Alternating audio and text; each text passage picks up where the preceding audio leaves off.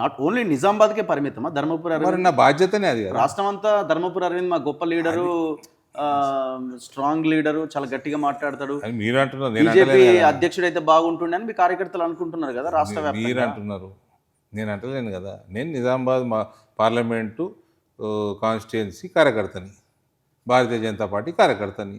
నన్ను ఢిల్లీ బాధ్యతలకు పంపిర్రు, పోయినా. నాందేడ్కి పంపిర్రు, పోయినా. అంతకుముందు బాంబేలకు పంపిర్రు 2019 క్యాంపెయిన్కి, పోయినా. నాందేడ్ ఇన్ఛార్జ్గా పోయినా, ఢిల్లీలో 2 సెగ్మెంట్లు ఇన్ఛార్జ్గా పోయినా.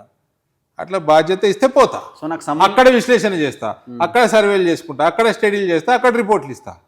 నాకు బాధ్యత ఇవ్వకుండా నేను ఒకటి పోయి ఇస్తాం అండి. అట్లా నాకు సంబంధం లేదు జూబ్లీహిల్స్ ఎలక్షన్ రిజల్ట్ ఆర్ ఇంకేదైనా అంటారు. నాకు నిజామాబాద్ పార్లమెంట్ బయట నాకు ఏదైనా బాధ్యత ఇచ్చినప్పుడు చేస్తా. బాధ్యత ఇవ్వకుండా మనం ఎట్లా చేస్తాం? బాధ్యత ఇవ్వకపోయినా ఇప్పుడు మీరు పోయి వేరే ఛానల్లో పనిచేస్తారా? అట్లుండదు సార్. ఇప్పుడు బాధ్యత ఇచ్చిన పార్టీ కార్యకర్తగా, పార్టీ నాయకుడిగా మీడియా అడిగినప్పుడు దానికి answer మీడియా చేయాలి. ఆడితే ఎందుకు ఇస్తామండి?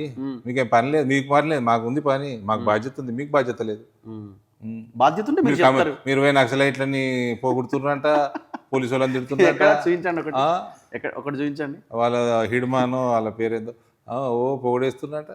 ఎక్కడ మీరు బాధ్యత రహితంగా చేస్తున్నారు. ఎక్కడ చెప్పండి. మా బాధ్యత మేము నిర్వర్తిస్తాం. నేను అదే అంటున్నా సార్. ఇప్పుడు మీ పార్టీలో ఉండి మీ పార్టీని మీరు వెనకేసుకు రావాలి కదా. ఎందుకు వేసుకొని వస్తాం? సైలెంట్గా ఉంటే ఎట్లా? మీరు నాకు సంబంధం లేదు, కిషన్ రెడ్డికి తెలుసు, లేకపోతే నాకు బాధ్యత లేదు, నన్ను ఎందుకు అడుగుతున్నారు? ఎవరు చెప్పిండ్రు మీకు? మీకు ఎవరు చెప్పిండ్రు? మీరు ఇప్పుడు అంటున్నారు, మీరు ఊహించుకుంటున్నారు.